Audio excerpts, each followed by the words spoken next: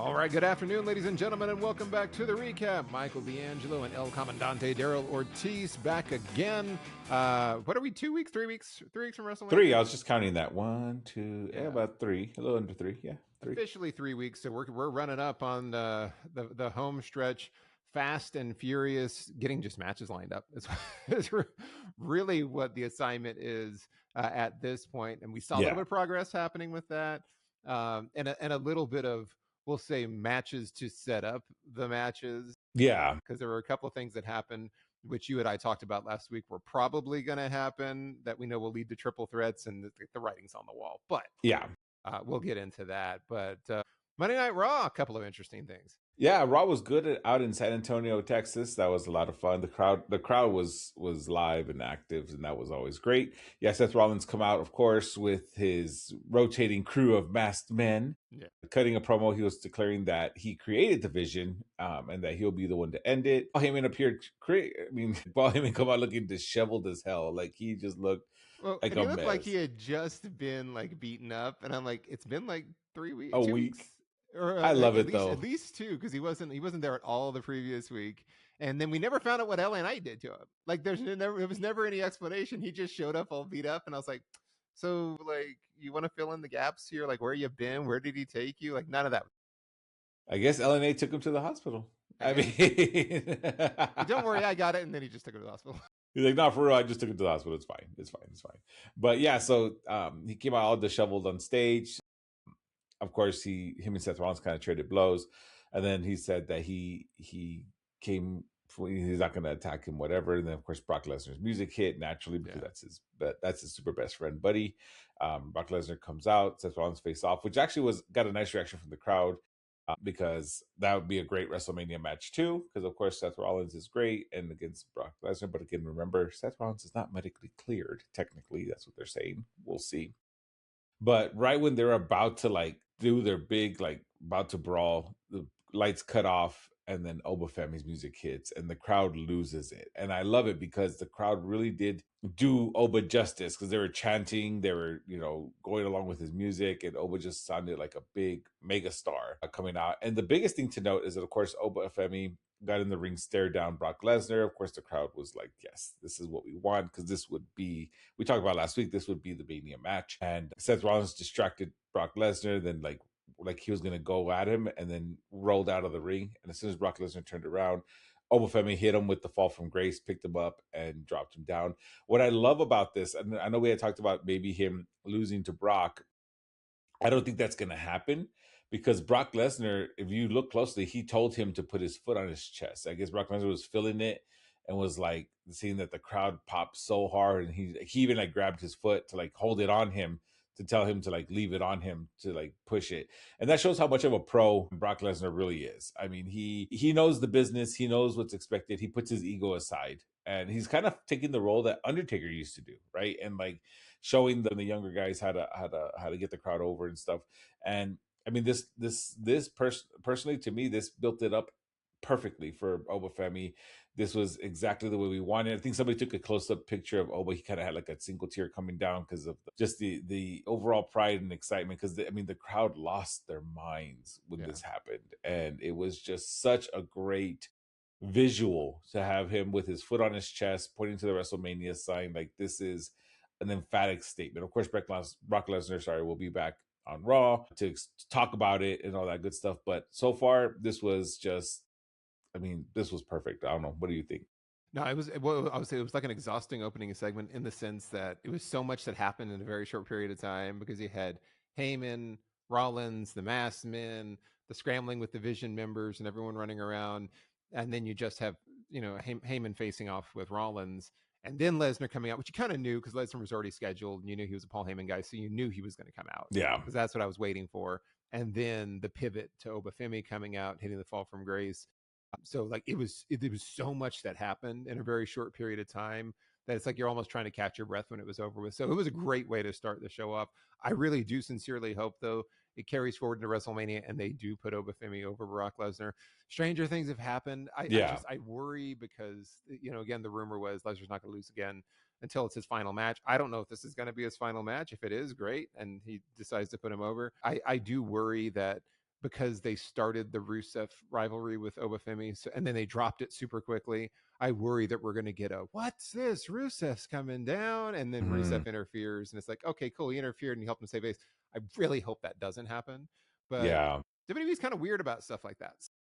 Yeah, they It are. might, and if they do, that'll just be a bummer. If It Big Bang would, chose to and go that I route. feel it would honestly, like, I get why they would do it because they're trying to save face with between both wrestlers, let them go at it for a good while, maybe like a 15, 12-minute match, but then Rusev comes down and interferes and causes him to lose the match out of But disqualification. That it's would WrestleMania. You I got to feel have a like that would be competitive winner. terrible. I feel like it Yeah, would be so terrible. I feel like I genuinely hope that the crowd would boo the hell out of that because that would I hope ruin so. a great match. So I don't know. Time will tell. We'll see what Brock Lesnar says, and hopefully, like you said, it's just a rumor. So we'll see. After that, we had our weekly soap opera here between a Grande Americano and original Grande Americano. Hmm. Los Americanos distracted the referee long enough for Bravo to load up the metal piece into Grande Americano's mask. He original hit the top rope headbutt, knocked himself out cold on the loaded mask, but he totally missed his head. But it's all good, whatever. We're trying to protect each other's brains. That's fine. Grande Americano picked up the pin. Eh, Again, it's this particular feud. I feel is already starting to get stale. I think they just need to hurry up and maybe at Mania have a mask versus mask match and just call it a day. Just because I feel Ludwig Kaiser's Grande Americano is the one that's over. That should be the one that stays. And I think they should just keep doing that with Rayo and Bravo, which is obviously be done, of course. And so I think that they just need to get it over with because it's just I don't know. Even the backstage segments that he's had with as Chad Gable, it's like you can tell it's his voice. Yeah, he's It's not just really trying. no, I think that's for me is what's different with him coming back is that he's not trying to speak Spanish. He's not trying to change his voice. It's clearly just Chad Gable with a mask on. And so if he was putting more effort into it, whereas obviously Ludwig Kaiser does such a great job of he speaks Spanish, like he's totally bought into this, like 100% bought into the character. So I do think it makes sense that it's like let's just do the blow off match, do it as a mask versus mask at WrestleMania, unmask because everyone knows it's Chad Gable, everyone knows it's both of them. But this one has definitely for me run its course, and they're both great. They're both really yeah. really great. It's just gotten to the point where it's like you got to move on. But not only that, I think Chad Gable can kind of go back to wrestling under his own name and be done with it. I think you're right. Ludwig has gotten so over with the crowds here in the U.S. and in Mexico. I Yeah. mean, AAA, he's been doing phenomenal. I mean, he won Rey de los Reyes, so I mean that shows that they have to keep the mask on him. I mean, Tyler Bate and Pete Dunne, I love that they're doing a great job as Rayo and Bravo. I think that he already has a stable. I mean, why are you going to unmask him? So I just hope it happens. I feel this is kind of already reached. It's getting to the where it's about to be a little stale, just because it's already like all right, like we get it. So after that, we had AJ Lee defending the Intercontinental title against Bailey. AJ won clean, which I was surprised. Yeah. It was just a clean, just done. She hit the Black Widow, make Bailey tap out. Becky Lynch, after charged from backstage and beat down on AJ Lee, smashed her face into the barricade, threw her across the floor. And when the referees and everyone else, like the road agents, everybody finally got between them, Becky Lynch had grabbed the IC title belt and hit her with it one more time. She held the belt over her head and dropped it on AJ Lee. And so I guess that's going to be the Mania match, like we talked about. It's going to be AJ Lee and Becky Lynch. Yeah, because it looks like they moved Lyra and Bailey onto the tag division just so quickly. Because after that, they had a backstage segment between Lyra and Bailey, Yeah. and they kind of were suggesting they should go after the women's tag titles. Um, Showed up and kind of just laid into her about losing the title shot and all that because she ruined her title shot. Asuka's such a great heel. I don't like her as a face, but Asuka's such a great heel. And again, announced that her and Kairi Sane will be going after the women's tag titles instead, and told her, stay out of my way. Then Bailey's like, well, maybe we should too. So again, they're of course Becky Lynch and AJ Lee's going to be for Mania, and I'm guessing we're probably going to have some sort of women's tournament or something for the tag titles, and Bailey and Lara are going to be involved. So Yeah. No, I mean, and the funny thing about this is like when they did the intro for Raw, when they were doing when everyone's walk out and they're talking about what's coming up, Michael Cole accidentally said AJ Lee versus Becky Lynch for the Intercontinental title Yeah, tonight. And I was like, oh, okay, like Bailey's not going to win. Like you misspoke. You're already thinking ahead because you know this is going to get booked. And he blurted it out. And then he didn't correct him. You could tell he kind of hesitated, like, shoot, I said the wrong name. And then he just kept going. And so yeah. I was like, huh, that's an odd thing to do. So when we went into the match, I was like, clearly she's not going to win. I expected Becky to run down and interfere, but she Me didn't. It was too. like a clean win.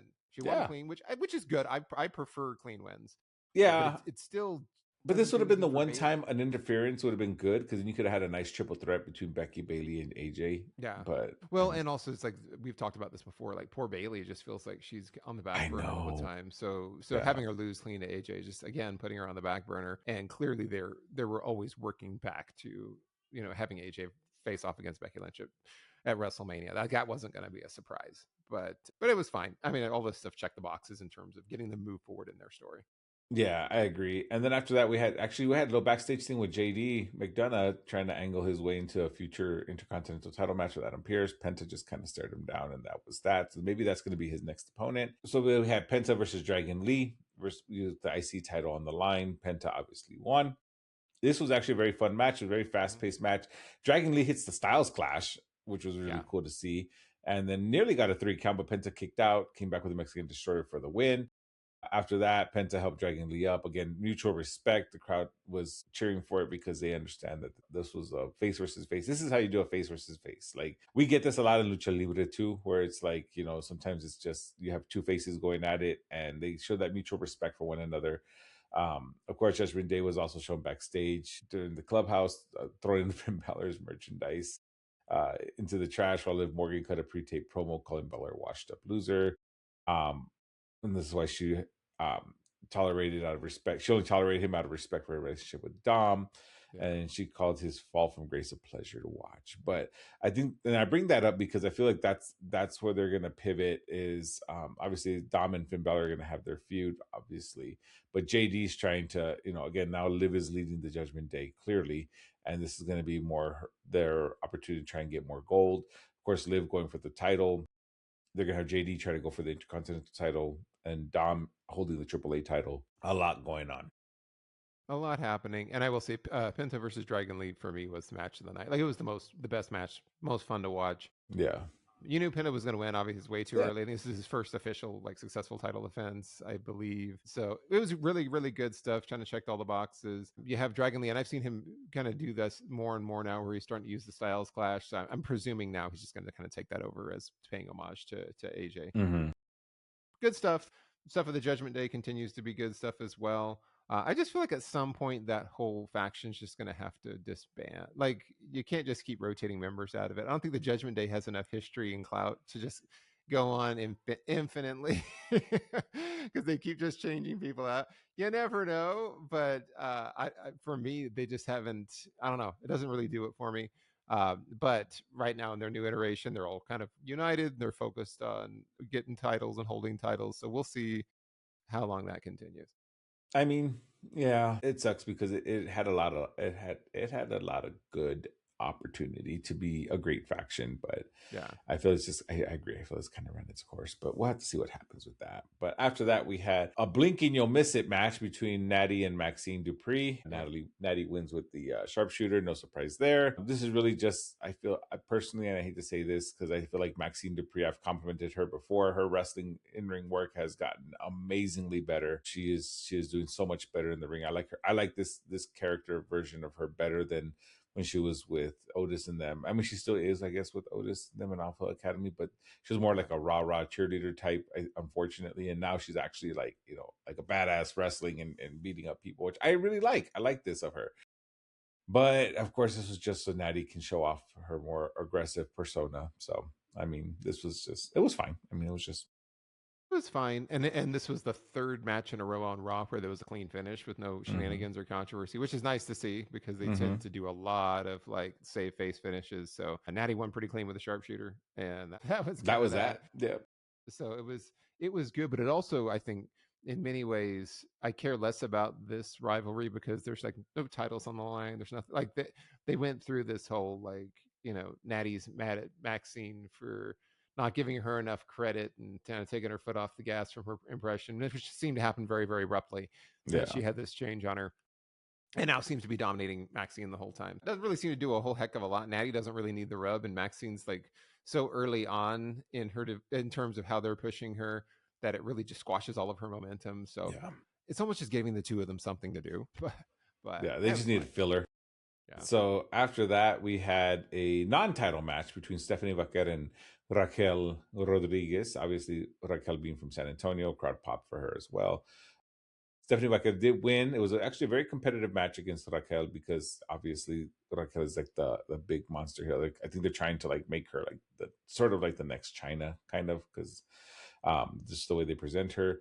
The finish was a little bit kind of, I guess, soured, you would say, by Liv Yeah. Morgan running in and attacking Raquel, drawing a DQ that still let Vaquer be announced the winner. Morgan grabbed the mic after, told Vaquer she's not the future, she's the right now, and WrestleMania is she's taking the world's title back with her. This is I mean, again, this has been a big feud already. I feel like this really wasn't necessary. Now Liv cost her stablemate a title, a potential title match. So I guess it's just I don't know. She's just trying to get in her head. More mind games before they actually go at it themselves. I think this is just filler because they're just trying to kill time before Mania. Yeah, and it's also funny because you see like Stephanie Vaquer just kind of fighting all of Liv's lackeys on the way up to this, and I'm like, she's the champ. She doesn't have Yeah, to it fight should be the other anybody. way Like it around. should be the other way around. Like this is what's weird about it is she has no obligation to run the gauntlet against all the lackeys, but based on the fact that she is positioned as the champion. But this is kind of the formula that WWE does, and Stephanie doesn't really have any lackeys for anyone to run through, so they're just doing it in reverse. But it's like, maybe just give them a couple of weeks off, let them cut some promos, do what you're doing with Jade and Rhea because they're not really like facing off against each other in matches. They're just kind of coming out and jawing and doing stuff like that to build towards Mania. Maybe they should just do it that way for the next couple of weeks between Liv and Stephanie. But yeah, it's for me having her continue to have to constantly go up against Raquel Rodriguez is like, let's It stop gets old. there. Yeah. It does get old. Yeah. Yeah. After that, we had Roman Reigns come out to respond to CM Punk. This was just, again, good mic work on both ends. Obviously, Mm-hmm. CM Punk's very well known for his mic work. Roman Reigns pointed that out. This was just a bunch of back and forth, nothing too crazy. So essentially, this was, and actually, I didn't know this. This San Antonio was the same city where he last appeared, Roman Reigns did before the Royal Rumble. And I guess he made note of that. I guess in the ring, Punk and Reigns just faced off. He told Roman Reigns told CM Punk he's only relevant because he has the title around his waist. Punk told him that the only reason that Reigns is in Mania is the main event is because Punk is there, which I mean, no, not really. It's because you have the title, but whatever. The Yeah. Well, exchange and he also won the Royal Rumble, so yeah, he's in the main event of Mania. yeah, Not at that all to me because of was CM so Punk. dumb to say. Yeah, it was like, no, Yeah. it's not because of you. It's because he won the Rumble and you just happened to hold the title, bro. Like, Yeah. Well, whatever. and he could have picked Drew McIntyre technically, and he still would have been in the main event of WrestleMania. He could have picked Drew McIntyre and gone for the WWE Championship at the time. Well, it would have been Cody So now, but yeah, yeah, with exactly. Cody now, but at the time it was Drew because that Yeah, was the choice. It's going to be CM Punk. So it and was like that whole thing was like, okay, come on, that's a little bit of a stretch, Phil. yeah, and then Roman keep calling him Phil to get in his head. I'm just waiting for Danhausen to call him Pepsi Phil. Yeah. But anywho, they went back and forth, and this only came to a boil because CM Punk looked cool, calm, and collected. But then Roman Reigns looked at him and said, "You're old," and then that was it. Like that was You it. crossed the CM line Punk now, decked pal. him, and Roman Reigns is laughing because he got under his skin, and I'm like, that's all it took. Calling CM Punk Yeah, old, like that seemed kind of weak to me. That it's the one thing of all the things, especially CM Punk's been around and talked trash to a lot of guys. Of all the things that has been said, and CM Punk's been talking about people's dead fathers yeah. and just saying absolutely scathing, horrible things. But the one thing that pushes him over the edge is being called old, which he is.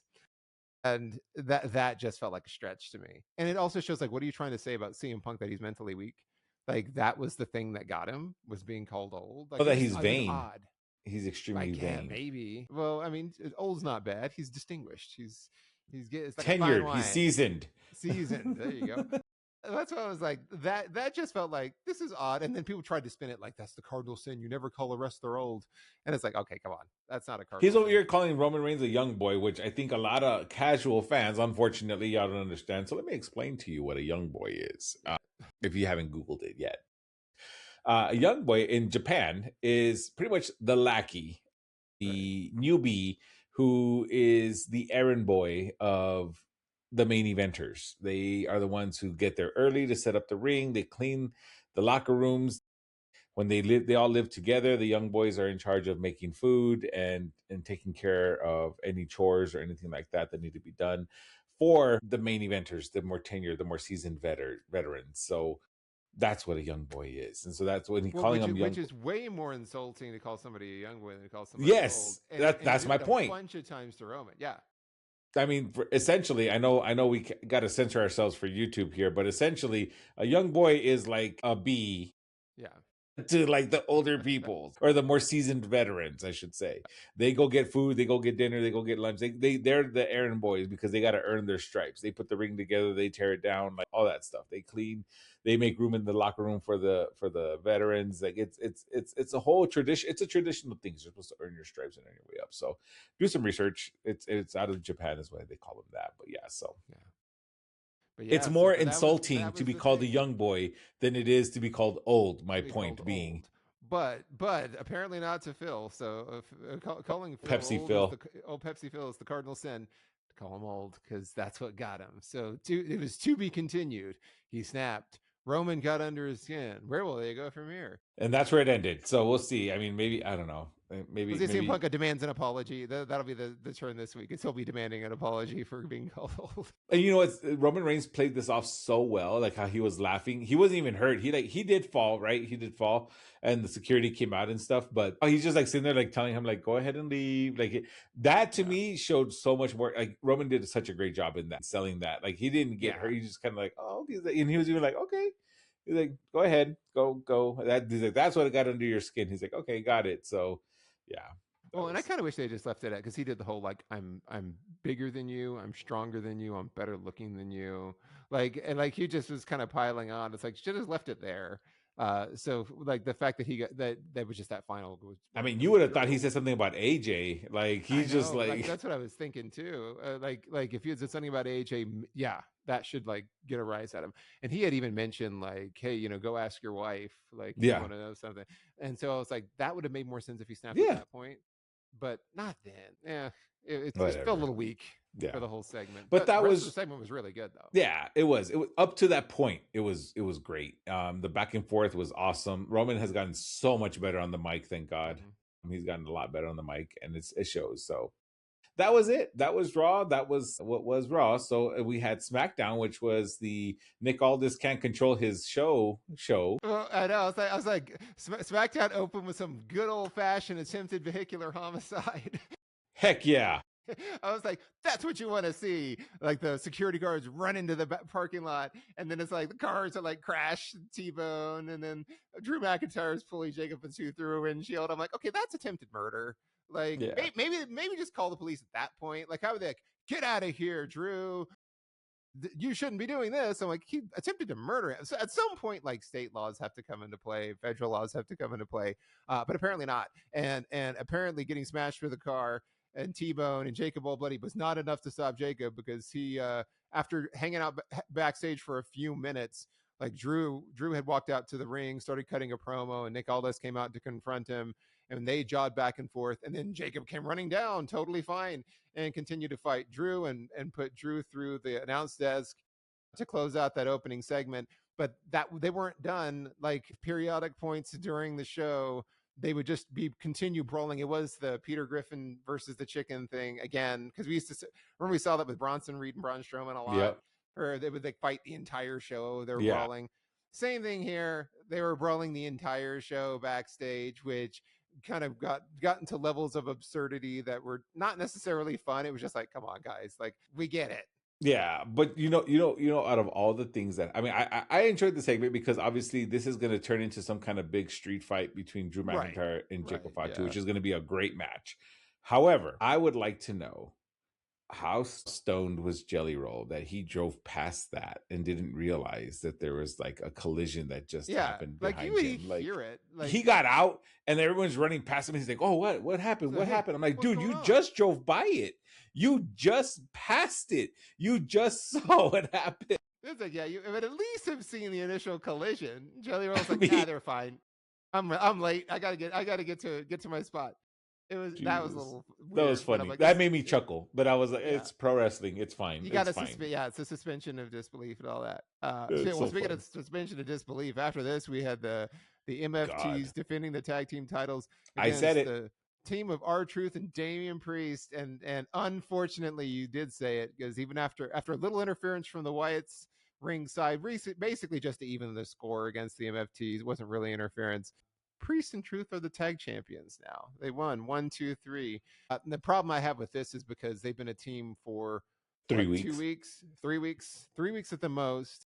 They leapfrogged a slew of deserving actual tag teams like Los Garza, like the Wyatt Six, Motor City Machine Guns, Fraxium. So you and I have always talked about SmackDown as like the embarrassment of riches when it comes to the tag Yeah, division. Like unbelievably good teams. And the WWE kind of has a habit of showing that makeshift teams made out of like individual stars are just better than actual tag teams. Like you had Charlotte and Alexa with the women's titles, you had Rhea and Io with the women's titles, and now you have Damian Priest, who also looked genuinely surprised that they won. He was like, "What the yeah, heck? yeah. Like, really? We won?" I was wondering if they didn't tell him Maybe they they didn't. were winning, because he was like, "Huh?" Like when he was sitting in the corner, and he was like, "What? What happened?" And that was their third match as a team, just proving that for me the WWE just really hates established tag teams and likes to rub it in, and like, hey, you're not getting over unless we say so. Yeah, We'll make any tag team and get him over. Watch this. yeah. So and don't get me wrong, I love R-Truth, and R-Truth is Of great. course. Damian Priest is cool, and I'm happy for them. Congratulations to them. It's just like, for me, it's very, very insulting, especially since after this we had Fraxium versus the Motor City Machine Guns, which is a fantastic match, Yeah, that was a and great match. it was like, this just puts like the exclamation point on, hey, check out who our tag champions are. By the way, we have these great teams, and they're going to put on a barn burner match that's 100 times better than what you just saw, Yeah, but they're not the tag champions. I know. None of them are contenders for it, which is like very interesting. But see, and I kind of figured that was going to happen with the Wyatt Six interfering, just because that's the Lantern, right? Because after that, Yeah, you had Solo trying to blame Tamatanga for losing the titles, and he's like, "Just give the Lantern back." He's like, "You're starting to act like Roman," like and Roman. yeah, Yeah, and he was he's like, like, "What did dun you dun say?" And it's dun. like, okay, whatever. But Well, and that moment got saved by the brawling Peter Griffin versus the yeah, chicken. that again, they're That just was like, what stopped ah. it. What makes me laugh is you can hear the screaming, ah, and then then they come into camera. It's funny, but it's all good. Yeah, But I kind of figured that was going to happen with the Wyatt Six interfering. It was just a matter of time, costing them the titles, because, like I said, this is all going back to the Lantern. I knew it was going to happen. I knew they were going to drop the titles because the Wyatt Six were going to make them drop the titles because they're trying to make them lose everything because they took everything from them, right? right, But right. I don't like. I'm not a fan that it was to the people that just happen to have this fall in their lap. Essentially, is Damian Priest and R-Truth. And Again, I R-Truth. love them both, Yeah, but I feel like there are much better tag teams out there deserving of tag titles that they could have done this for. yeah. I mean, it is what it is. But We'll see what happens from here, but they're probably going to hold the it titles for a little while. I mean, for Christ's sake, yeah, you had Braun Strowman win them with a little, was with it a a little 12-year-old kid. kid, and then Yeah. hold them by himself and just win the tag titles by himself and hold them. I mean, who knows? I was saying WWE hates real tag teams. I They guess. really do. I'm starting to honestly, sincerely believe that. But we for X Men, Motor City Machine Guns. This one was great, fantastic match for me. Match of the night. Ending was a little bit. Oh, they're trying to do this. Is Candice LeRae going to break up the Motor City Machine Guns because she came down, interfered to help the Motor City Machine Guns win? Basically, somehow punched what Nathan Frazier in the face so Hmm. hard that she knocked him lights out, that was a little silly for me the way that he sold it. But they got the win, so it's kind of like, where do we go from here? So I will say I that was liked the segment before where like Danhausen offered to help, and she was like, "Can you help? Can you help him?" And he was like, "Yeah, you got $20." And she's like, "Yeah, here." And he's like, "Thanks." And he like leaves, and then she's like, "What the hell?"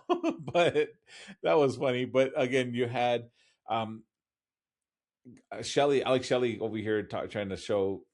empathy, and then of course you have Chris Sabin telling him, "Hey, we need a we got a match. Let's go." And he's like, "Oh yeah, let's go."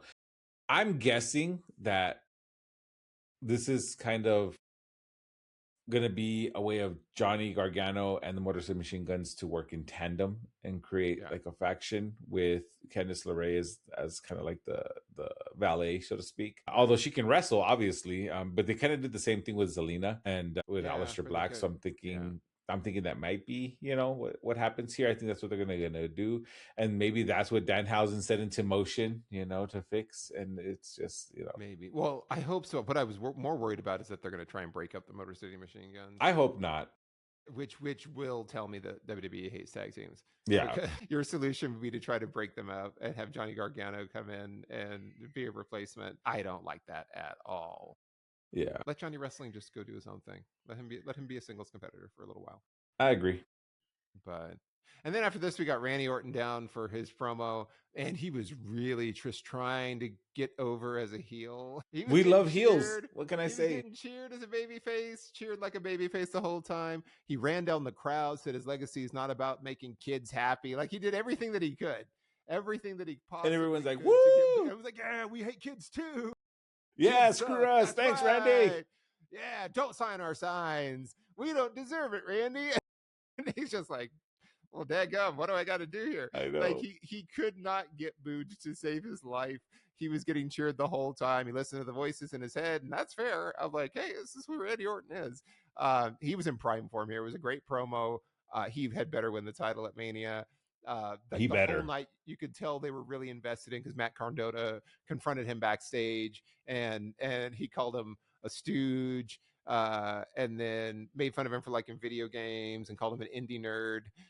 Like really went after him. And then, of course, kind of this led to the final segment of the show was him coming out to apologize or calling out Matt Cardona to apologize for what he did. And of course, he just kicked him in the balls and beat him up and tried to mangle him. And nobody really cared. Nobody was like, oh, boo. Like, you did this to Matt They Cardona. still cheered. They cheered the whole time. And then when he So, when like, he when he did the arm thing on the chair, the crowd was like, "One more time." I'm like, "Dang." well, that's why I was like, of all the people you're trying to get sympathy for, it's like, come on, man. Like Cardona's not. People like Cardona, but it's not like Cardona's untouchable. You can't touch him. It's not like our So truth. If you would have yeah, done that to our truth, he our probably would have truth. gotten booed. Yeah, probably they probably would have booed him. So they got to pick these people better. But Randy Orton and everything that they did when that was the final segment, we'll just talk about since we already talked about it here. Yeah, yeah, That yeah. was really Well, the because they send tie it off together. Yeah. because they all tied it in. They were saying we've got to really get him over as a heel, and they didn't. It's It it's was just it making was him like even everybody more loved it. loved. Yeah, I tell you, I think Randy Orton has to win at Mania. I mean, got you to. can't do that. Let this be the catalyst that turns Cody heel. I don't care, or it doesn't. I don't care. Randy It Orton doesn't needs to just let win. him win it. Just let him Yeah, win as a heel and be a heel, and people can cheer for him. I don't yeah. care. I loved every bit of this, and I love Let you every know bit of what? how he's doing this. Let Randy Orton win with the punt. Yeah, That would be. Hmm, they that got to would be bring it great. back. Bring it Yeah, back. Bring back the Legend Killer. yeah. After the The first say time. the Matt Cardona confrontation, the first time was Aleister Black versus Sami Zayn. Trick Williams came down ringside. You still got Sami Zayn kind of doing his "Do I become a heel or not?" She's trying to figure it out. Um, it was just kind of a silly match. During the match, Trick Williams had a drink and then he threw it on Sammy, and then Sammy Yeah, attacked Trick Williams, and then he was taking too long to try to answer the count because he was too busy trying to attack Trick Williams.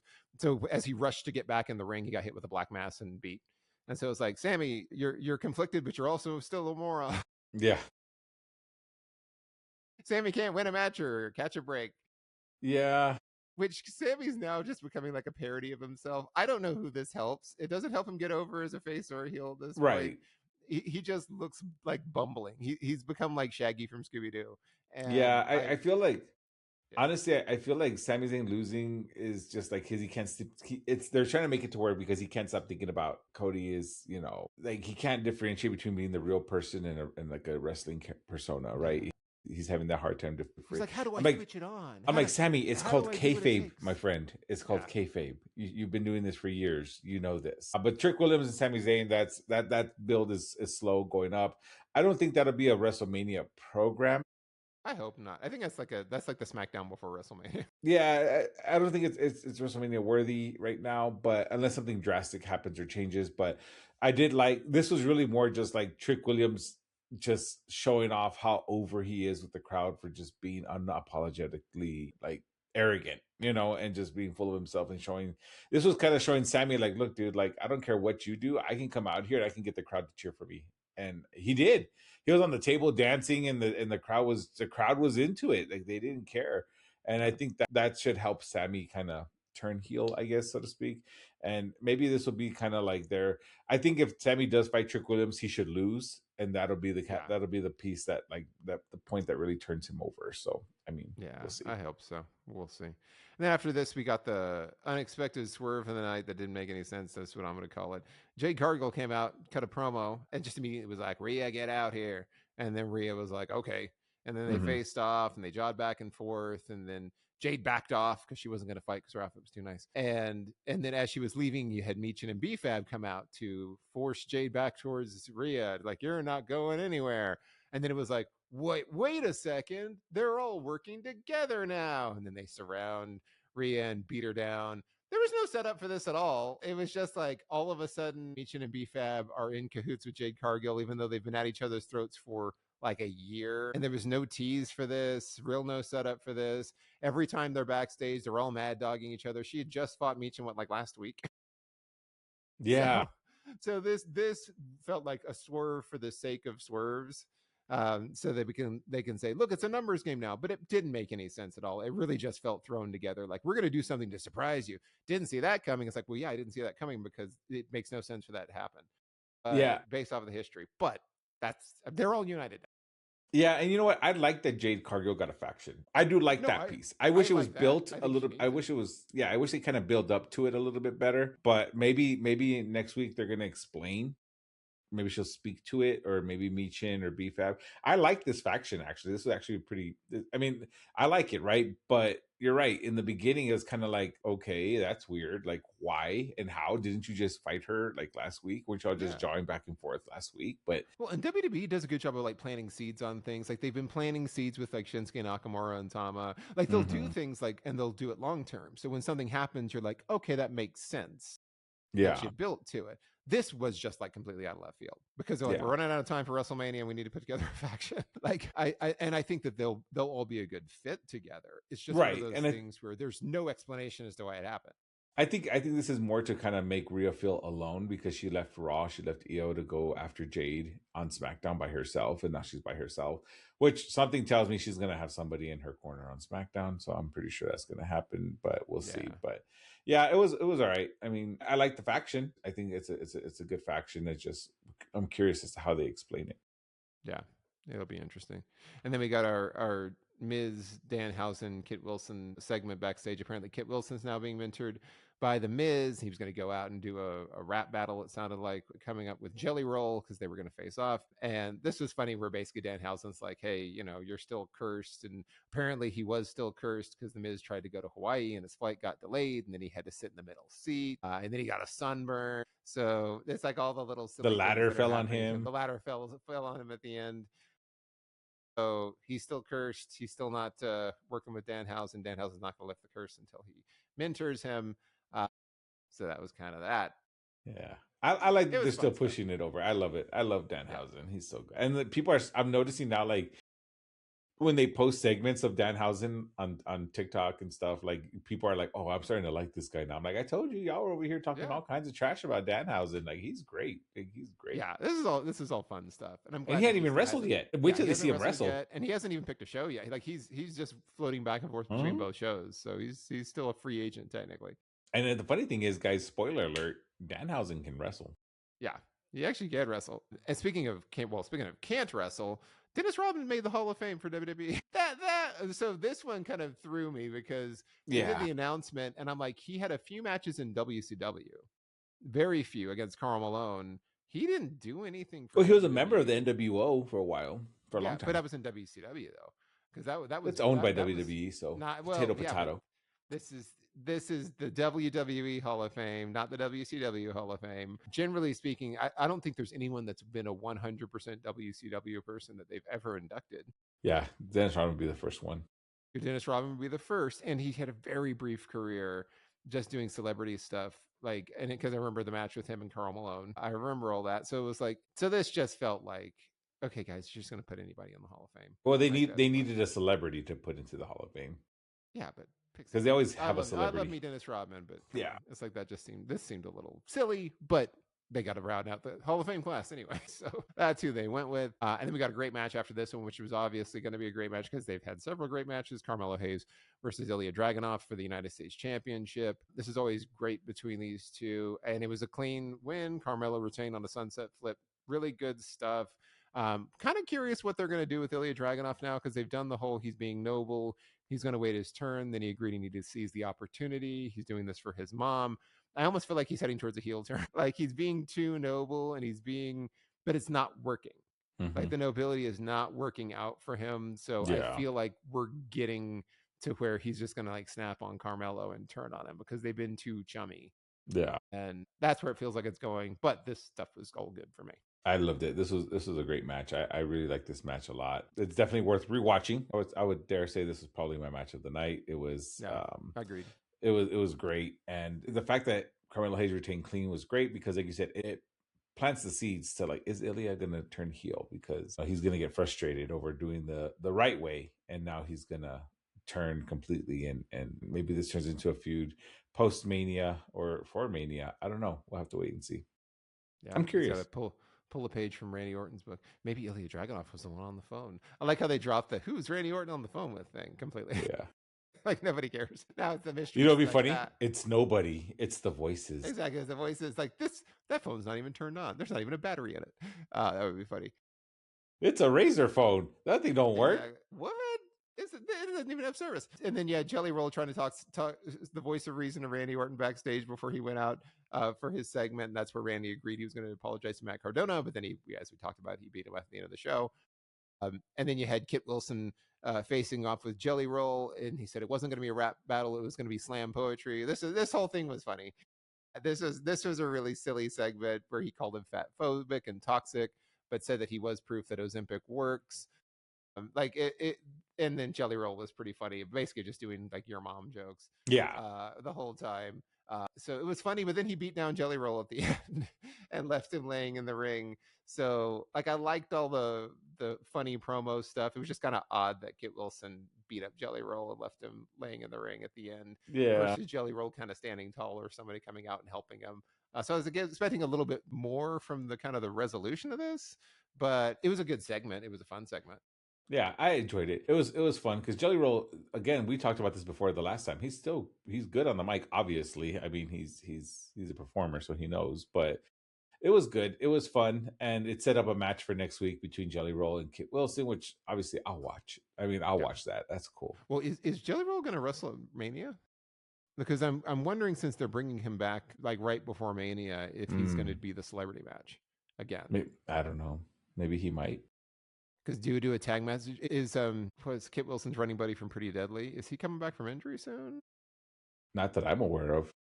That's where I'm like, if you can get like a tag match where it's like Pretty Deadly back together against Jelly Roll and I don't somebody think they'll else, do that. Kit Wilson's already gotten this he over. does, but I mean, yeah, imagine he's gotten himself over as a singles, but I mean, you got to imagine that at some point he's going to come back. But I don't Pretty know. Deadly versus Jelly Roll and Bad Bunny.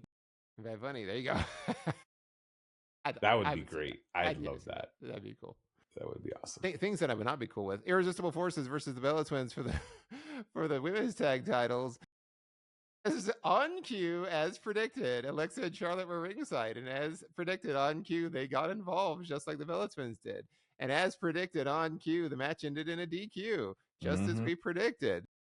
And I think next week, who do we got? Is it Alexa and Charlotte taking on the Bella Twins for like the number one contender? Yes, they already announced the match. Yeah. So clearly, this is just going to a triple threat at Mania. Clearly. Like, why are we doing all this stalling and pretending like that's not what's happening here? Yeah. This one's just been telegraphed so badly. And if it's a triple threat at Mania, I'm sick to my stomach to say that the Bella Twins are going to take the titles. They better not. Shouldn't.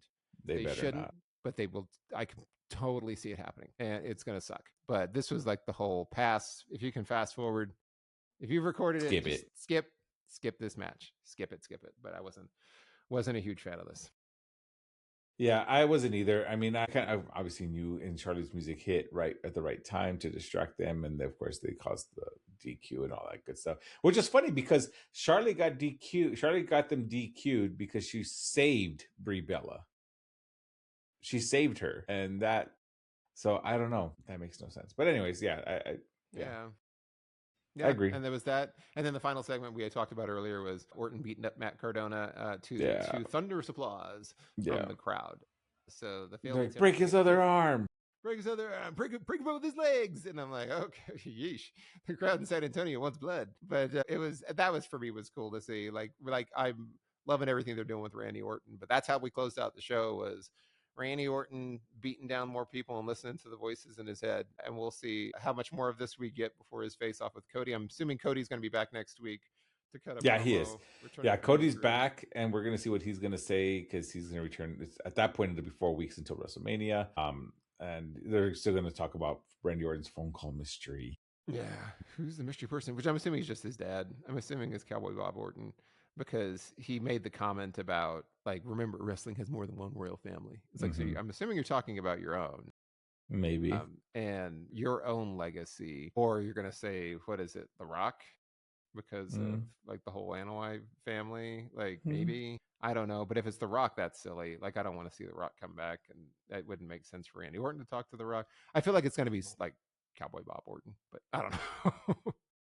We'll I'm see. trying to think who Nobody else it could cool. be.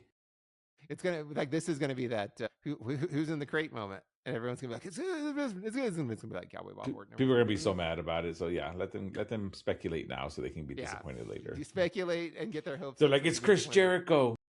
Chris Jericho's well, hey, maybe it is. Although Jericho's not a legacy guy, it'll be Ted DiBiase Jr. calling from Ted jail. DiBiase Jr.